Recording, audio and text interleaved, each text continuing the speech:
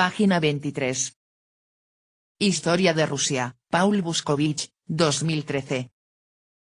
Capítulo 1. Rusia antes de Rusia. 1.1. La Rus de Kiev. La historia de Rusia comienza en una agrupación de sociedades que los académicos han dado en llamar la Rus de Kiev, antecesora de la Rusia moderna. Rus era el nombre que sus habitantes se habían dado a sí mismos y a su tierra, y Kiev era su capital. En términos modernos, abarcaba toda Bielorrusia, la mitad de Ucrania, el centro y el noroeste de la Rusia europea. Los pueblos de estos tres estados modernos son los eslavos del este, que hablan todos un idioma íntimamente emparentado derivado del eslavo oriental de la Rus de Kiev.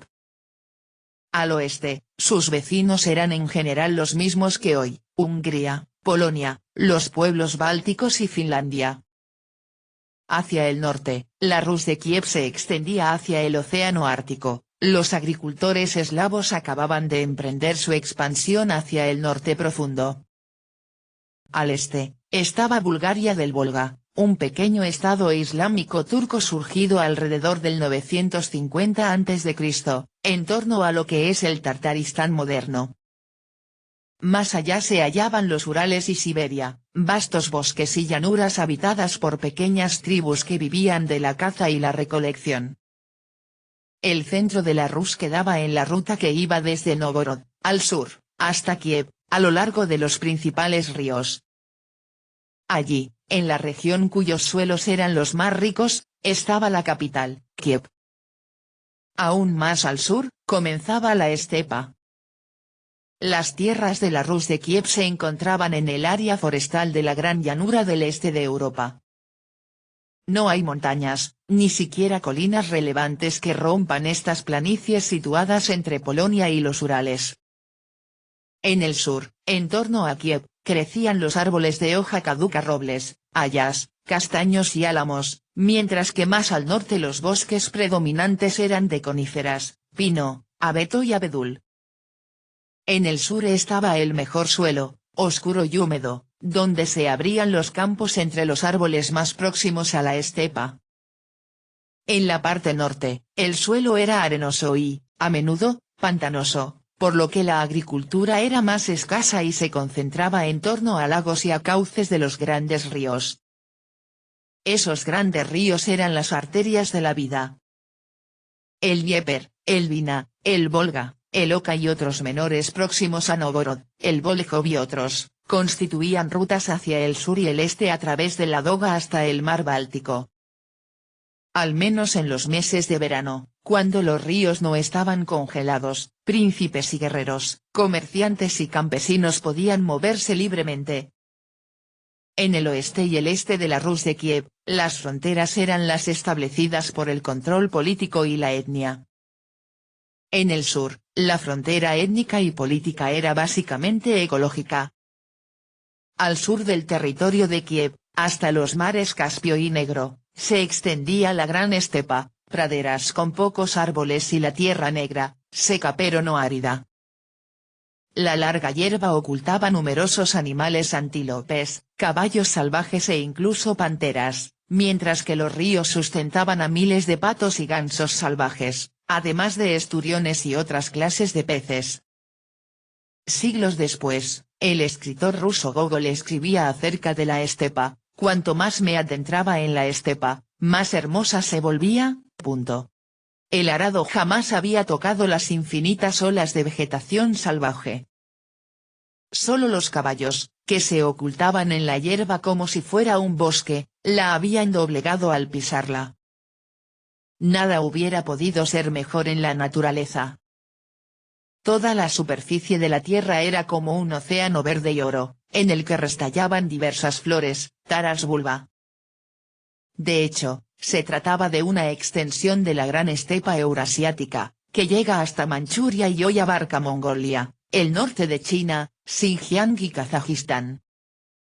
Desde tiempos inmemoriales había sido tierra de tribus y grandes imperios nómadas, primero los escitas iraníes y los sarmaciosos sármatas de la antigüedad clásica, después reemplazados por los temibles hunos y una oleada tras otra de pueblos turcos.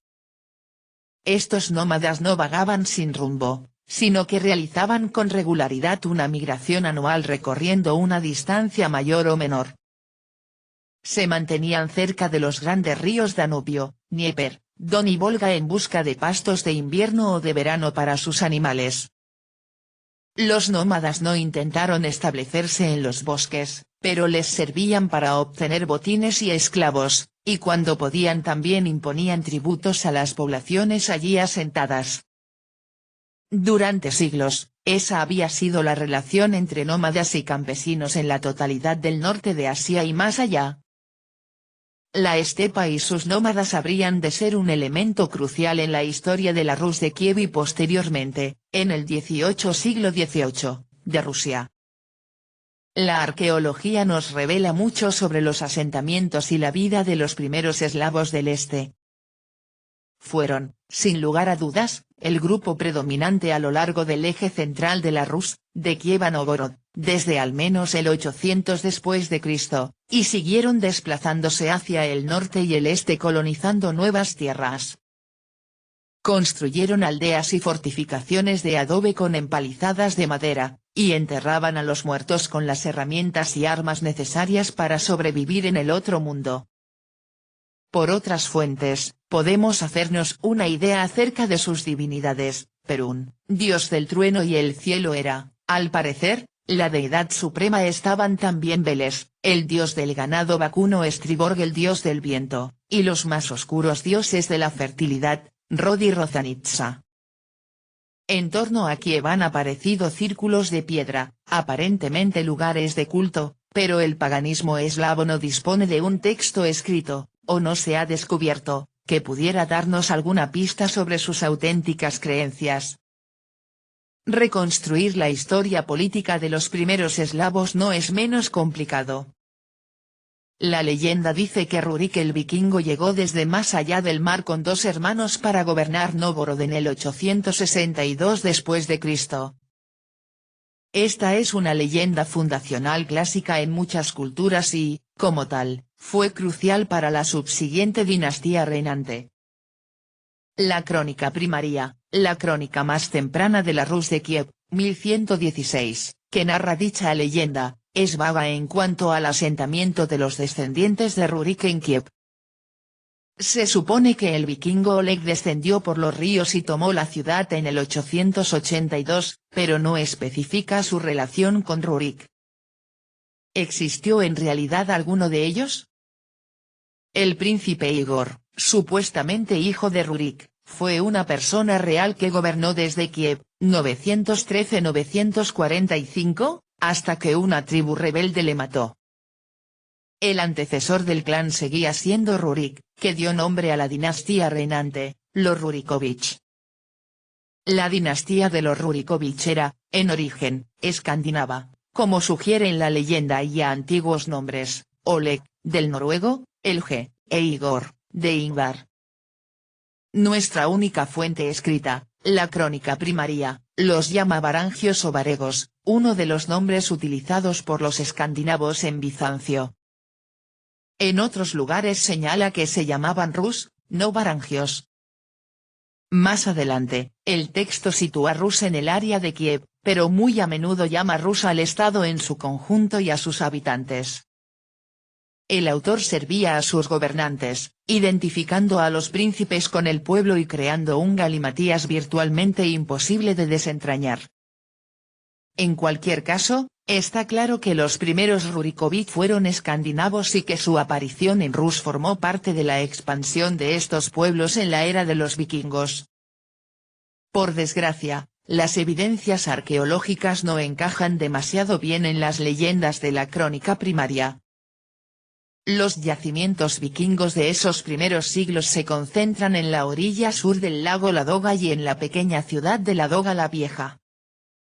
Las historias de la crónica trataban de situarlos en Novgorod, pero Novgorod no llegó siquiera a existir hasta alrededor del 950 después de Cristo, después de que la dinastía de Rurik se hubiera ya establecido en Kiev. Y en la propia Escandinavia no existían sagas que narraran triunfos y combates vikingos en Rusia comparables con las de la conquista de Islandia y las Islas Británicas. En las tierras que una vez fueron la Rus de Kiev, no hay ni una piedra rúnica en memoria de los grandes guerreros y sus muertes, como las que cubren Escandinavia y las islas occidentales por las que pasaron los vikingos. Lo único que podemos decir con seguridad es que un grupo de guerreros cuya sede, con su comunidad escandinavo-eslavo-finlandesa, probablemente era Ladoga, llegó a Kiev alrededor del 900 después de Cristo y empezó a gobernar esa área, estableciendo rápidamente su autoridad sobre la vasta superficie de la Rus de Kiev. El mundo en el 950 después de Cristo era muy diferente a como podemos imaginárnoslo hoy. Europa occidental constituía una amalgama empobrecida de débiles reinos menores y dinastías locales. Había transcurrido un siglo desde los tiempos del gran imperio carolingio, y la sociedad feudal clásica de la Europa medieval solo empezaba a dar sus primeros pasos. En Francia, los grandes señores y barones regionales debían una lealtad exclusivamente retórica a su rey. La gran potencia del momento en el norte era Dinamarca, ya que los reyes daneses controlaban buena parte de Inglaterra y los vikingos tenían pequeños reinos en Escocia e Irlanda. El emperador reinaba sobre Europa, y en Italia el papado seguía sometido a él, mientras que los gobernantes regionales de Alemania e Italia se iban haciendo más y más independientes. La mayor parte de la península ibérica estaba en manos de los árabes, con unos cuantos principados cristianos en el norte, que sobrevivían a duras penas. Las grandes potencias y centros de civilización eran el Califato árabe y el Imperio bizantino. Pocos siglos antes, los árabes habían llevado el Islam hasta los más remotos rincones de la Eurasia del Este, Asia Central y España, y el califato abasida de Bagdad era el centro de ese mundo. Fue el gran periodo de la cultura medieval árabe, los tiempos de la traducción de Aristóteles y otras obras de la cultura griega, y de los comentarios y desarrollo árabes de las ideas y la ciencia griegas. El califato era inmensamente rico y los muchos escondites de monedas encontrados en tierras de la Rus dan testimonio de su comercio con los vecinos del norte. Para la Rus de Kiev, Bizancio fue aún más importante. Los griegos se habían recuperado de la tremenda conmoción de las conquistas árabes de los siglos 7 y 8, y en el 900 después de Cristo, un Bizancio redivivo era el amo de Anatolia y del sur de los Balcanes. La suya era una civilización compleja, una sociedad cristiana con una rica cultura monástica y a la vez heredera de la antigüedad clásica. Mientras los monjes pasaban los días en contemplación y repitiendo sus liturgias, sus parientes y protectores releían a Homero y Tucídides, Platón y Demóstenes. Los laicos escribieron la historia del imperio no a modo de crónicas monacales en lenguaje simplificado como las de Europa occidental, sino en puro griego de Ática de acuerdo con los antiguos. Además, el imperio bizantino era un estado burocrático según el viejo modelo romano, dependiente de la ley y la documentación romanas escritas. A los niños se les enseñaba todo ese material desde temprana edad, de acuerdo con la secuencia de temas y textos ya estipulada en tiempo de los romanos. Y es que los bizantinos no se llamaban a sí mismos griegos, sino que se consideraban romanos, Romaioi, y para ellos su país seguía siendo Roma. Los bizantinos no eran vecinos cercanos de la Rus de Kiev y las comunicaciones resultaban complejas. El contacto más íntimo se produjo con los nómadas turquistanos de la Gran Estepa. Aproximadamente a partir del 750 después de Cristo, la estepa estaba gobernada por los cátaros, un pueblo nómada que tenía su centro en el Bajo Volga y exigía tributo a las tribus del sur de la Rus. El pueblo cátaro, o Hazar, era un caso único, sus gobernantes, los Kagan, se habían convertido del paganismo al judaísmo y poseían copias de la Biblia hebrea. Los imperios nómadas tenían una vida breve, A mediados del siglo X reemplazaron a los cátaros los pechenegos, patzinacos, túrquicos, suplantados un siglo después por el pueblo kipchak, o poldovsky, como los apelaban los rus. En la estepa, los kipchak vivían en una serie de grupos, cada uno en uno de los grandes ríos, los más destacados de los cuales fueron el Dnieper, el Donets del norte y el Don para la Rus. La migración anual a los pastos de invierno o de verano implicaba el paso de grandes manadas de caballos, ganado vacuno, ovino e incluso camellos, seguidas por los kipchak con tiendas de lona montadas sobre carros. Su religión era el antiguo paganismo túrquico centrado en el cielo y los antepasados. Más al este, los kipchak se dispersaron por el Bajo Volga y el Cáucaso, y comerciaron con las ciudades bizantinas de Crimea. Durante largo tiempo, los rus y los kipchak se atacaron mutuamente, casi cada año, robándose animales, esclavos y rehenes los unos a los otros. Las relaciones no fueron solamente hostiles, ya que los príncipes de la Rus tomaban esposas de entre las hijas de los jefes kipchak, que a su vez desempeñaban un papel activo en las luchas internas de la dinastía Rurikovich. Algunos kipchak se convirtieron finalmente al cristianismo, al parecer por influencia de los rusos o los griegos. Página 30.